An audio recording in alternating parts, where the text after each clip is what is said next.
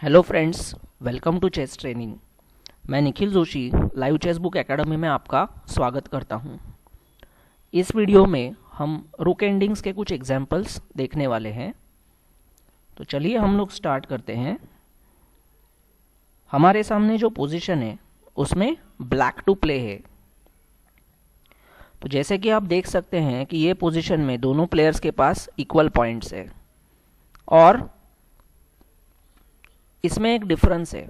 White के पास देखिए, अगर हम लोग क्वीन साइड कंसिडर करते हैं तो वाइट के पास 1, 2 और 3 पॉन्स है, ब्लैक के पास है 2 पॉन्स।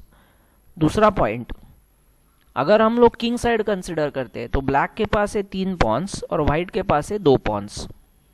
तीसरा पॉइंट, वाइट का ये जो E3 पॉन है और H2 पॉन है, ये दोनों पॉन आइसोलेटेड है।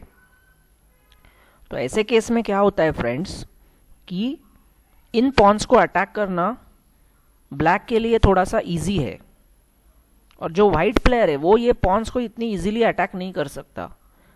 तो यहाँ पे ब्लैक ने शुरुआत किया rook to E6। First step, target the unsupported pawns. तो वाइट ने यहाँ खेला rook E1 supporting his pawn. यहाँ ब्लैक ने खेला रुक टू F6। ब्लैक का आइडिया क्या है? ब्लैक रुक जाना चाहता है सेकेंड रैंक पे। जैसे कि आप जानते हैं कि जो सेकेंड रैंक है वो ब्लैक के लिए 7th रैंक है, and as you know the rooks work very well on the 7th rank. तो वाइट ने यहाँ खेला रुक टू E2। उसने ब्लैक रुक का एंट्री पकड़ लिया। अब यहाँ पे ब्लैक को डिसीजन लेना है कि मेरा अगला स्टेप क्या होना चाहिए।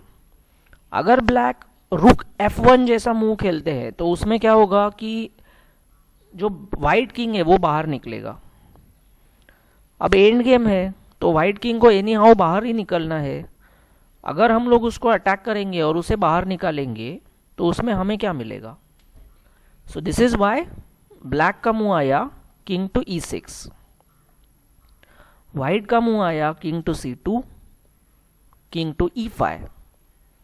वाइट ने खेला पॉन टू C4। तो यहाँ पे जो वाइट प्लेयर है उसकी कोशिश क्या रहेगी कि यहाँ के जो पॉन्स है, जो 3 वर्सेस 2 उसके पास एक मेजॉरिटी है क्वीन साइड पे, वहाँ पे पॉन आगे लेके चलो, पॉन को एक्सचेंज करो और यहाँ से पास पॉन निकालने का कोशिश करो। और ब्लैक का कोशिश क्या होना चाहिए कि किंग साइड पे अटैक करो, क्योंकि ब्लैक के पास यहाँ पे मेजॉरिटी है। तो इसने खेला किंग E4, वाइट ने खेला पॉन B4, पॉन G5। तो अब यहां से ब्लैक ने भी अपना जो मेजॉरिटी है, ये 2 वर्सेस 1 हम लोग कह सकते हैं, उसको यूज करना चालू किया। White place king C3, pawn G4, pawn C5। अब वाइट का पास्ट पॉन आगे आ रहा है, बट ये जो पास्ट पॉन है फ्रेंड्स, ये 5th लाइन क्रॉस नहीं कर सकता क्योंकि रुक ने वहां पे कंट्रोल करके रखा है। तो यहां पे ब्लैक खेलता है पॉन H4। वाइट ने खेला rook to G2। So white का आइडिया क्या है कि वो ये जो पॉन है इसको अटैक करना चाहता है और वो क्या बोलता है कि तू मेरा E3 पॉन मार दे। सो ब्लैक ने अगर ये E3 मार दिया तो हमारा G4 पॉन जाएगा। देखिए, जो वाइट का पॉन है वो 3rd रैंक का पॉन है और जो ब्लैक का पॉन है वो 5th रैंक का है।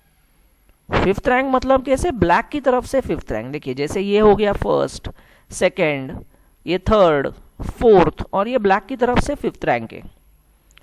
तो ये 5th रैंक का पॉन हम लोग, वो भी कनेक्टेड पास्ट पॉन है, तो हम लोग आइसोलेटेड पॉन के लिए नहीं देंगे। सो ब्लैक ने खेला rook G6, rook behind the passed pawn, king C4। Idea, king B5 और ये स्क्वायर को C6 स्क्वायर को सपोर्ट करो। Pawn G3, H into G3। अभी अगर हम लोग रुक इंटू G3 मारते हैं तो वो रुक H2 खेल के ये पॉन को अटैक करेगा। सो ब्लैक खेलता है H into G3, king B5।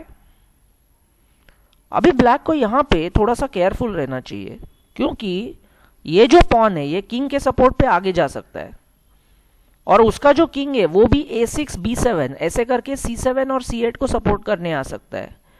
So before white king gets an entry, black खेलता है pawn into pawn, pawn into pawn, अभी king F3 attacking the blockader, rook black के पॉन को block कर रहा है तो उसे हटाने की कोशिश, रुक G1, और यहां पे ब्लैक ने एक बेहतरीन मूव खेला है जिसे हम कह सकते हैं और टेम्पो गेनर। ब्लैक ने मूव खेला है पॉन A6। अब ये मूव खेलने के लिए ब्लैक को एक मूव लगा, तो व्हाइट ने खेला किंग C4।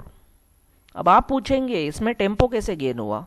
देखिए व्हाइट के किंग को C6 स्क्वायर को सपोर्ट करना है, तो वो किंग C4 किंग D5 ऐसे करके आएगा। इसमें व्हाइट को लगेंगे 2 मूव्स और ब्लैक को लगेगा 1 मूव, इसके लिए वो हो गया टेम्पो गेनर। तो ब्लैक ने खेला pawn G2, king D5,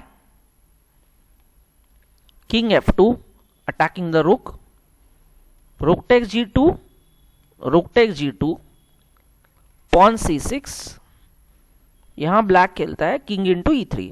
so idea is very simple, जब उसने E3 पॉन मारा तो F5 के पॉन को ब्लॉक करने वाला कोई नहीं रहेगा। Pawn C7, rook C2, rook goes behind passed pawn, king D6। अभी देखिए ब्लैक इस पॉन को मारने की जल्दी नहीं करता है, उससे पहले वो अपना ये पॉन आगे बढ़ाता है, किंग D7, F4। वो व्हाइट को क्वीन करने का चांस देता है। तो होता क्या है इसमें, व्हाइट के किंग को आगे जाके स्क्वायर्स को सपोर्ट करो, पॉन की क्वीन करो, इसमें 2-3 मूव वेस्ट हो जाते हैं। तो उतने टाइम में हमारा ये जो पास्ट पॉन है वो आगे आ जाता है। अब ये जो पोजीशन है ये ब्लैक के लिए क्लियरली विनिंग है, क्योंकि 2 स्टेप में इसकी नई क्वीन जिंदा हो जाएगी। सो चलिए फ्रेंड्स, ये हमारा पहला एग्जाम्पल था। अब मैं आपको सेकेंड एग्जाम्पल की तरफ लेकर चलता हूं। ये जो एग्जाम्पल है, ये एग्जाम्पल हम लोग कह सकते हैं स्पेस एडवांटेज का एग्जाम्पल है। What is space advantage? Space advantage यानी कि हम लोग अब चेस बोर्ड पे हमारे पीसेस ज्यादा स्क्वायर्स को कंट्रोल कर रहे हैं, ठीक है। तो यहां पे देखिए क्या होता है, यहां पे व्हाइट टू प्ले है। जैसे कि आप देख सकते हैं कि हमारा ये जो रुक है उसने ये ओपन फाइल कैच करके रखा है। हमारा ये C5 पॉन और A5 पॉन वो 5th रैंक पे जाके बैठे हैं, तो उन्होंने यहां का एरिया कंट्रोल करके रखा है। अब यहां पे व्हाइट के पास रुक का कोई इंप्रूवमेंट है नहीं, तो वो खेलता है किंग E3। जैसे आप जानते हैं एंड गेम के 3 principles, improvement of pieces, entry for the king और expansion of pawns. So king E3, black goes king F6। यहां पे देखिए स्पेस एडवांटेज का फायदा क्या, अगर ब्लैक ने पॉन पुश करने की कोशिश की तो व्हाइट n% कैप्चर करेगा। एक तो ब्लैक का पॉन मर गया, ऊपर से ये वाला पॉन अनसपोर्टेड बन गया, है ना। सो ब्लैक के ये 3 पॉन्स को व्हाइट के 2 पॉन्स ने ब्लॉक करके रखा है। King F6। अब व्हाइट किंग को आगे जाके अटैक करने का कोई चांस नहीं है, ना तो रुक को कोई ऐसा चांस है कि वो अनसपोर्टेड पॉन को अटैक करे। तो ये केस में व्हाइट क्या करता है, अपने अभी पॉन्स यूज करता है H4। धीरे धीरे करके आगे आगे जाएंगे तो पॉन्स की फाइटिंग होगी, पॉन्स की फाइटिंग होगी तो हमको अनसपोर्टेड स्क्वायर्स मिलेंगे जहां हम लोग अटैक कर सकते हैं। ब्लैक ने खेला H5, king F4, pawn E5 check, king E3, king G7, pawn G3, pawn F4 खेलने का तैयारी, रुक E7 और अभी आ गया पॉन F4। सो देखिए धीरे धीरे अब यहां के व्हाइट पॉन्स आगे बढ़ने लगे। Pawn into F4, pawn into F4, king F6, rook D6 check, king G7, pawn E5। अब हमारे पॉन ने आगे बढ़कर यहां का एरिया भी कंट्रोल कर लिया। King F7, king E4, king G7, pawn F5, pawn takes F5, king takes F5। तो जैसे कि आप देख सकते हैं जैसे यहां पे एक्सचेंज हो चुके हैं, अभी हमारे किंग को G5 और H5 ये भी पॉन खाने मिलेगा।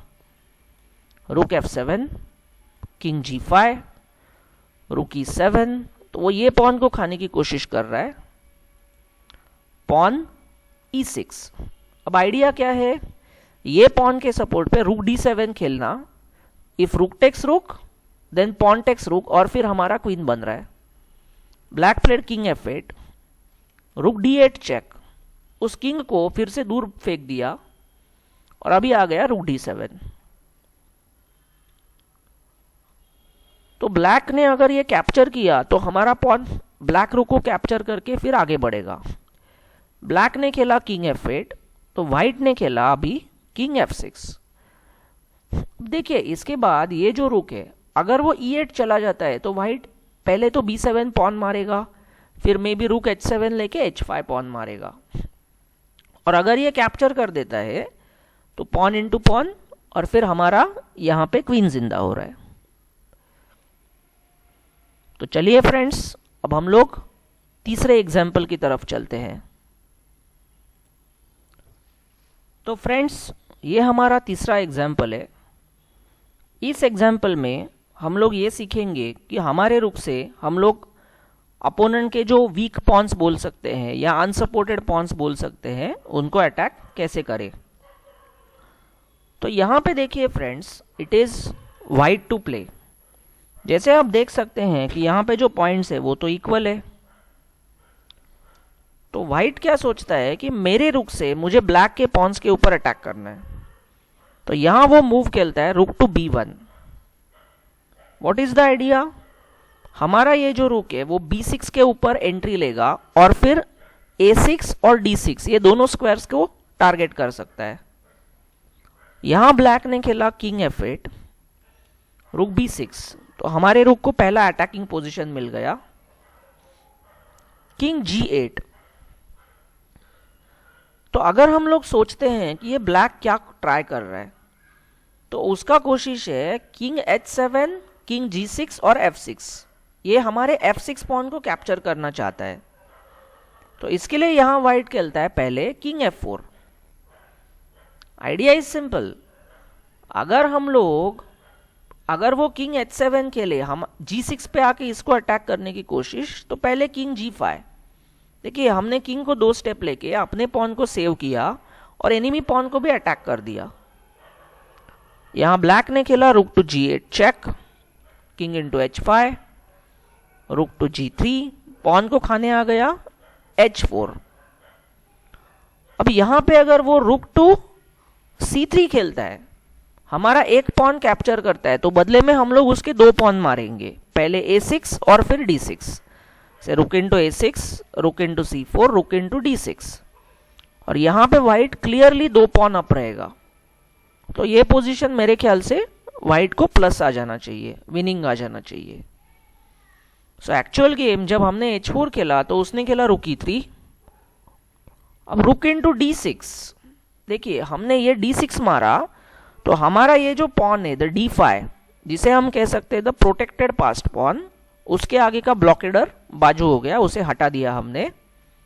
रुक E5 check, king G4, king G6, king F4, unsupported rook को अटैक, रुक F5 चेक, किंग E4।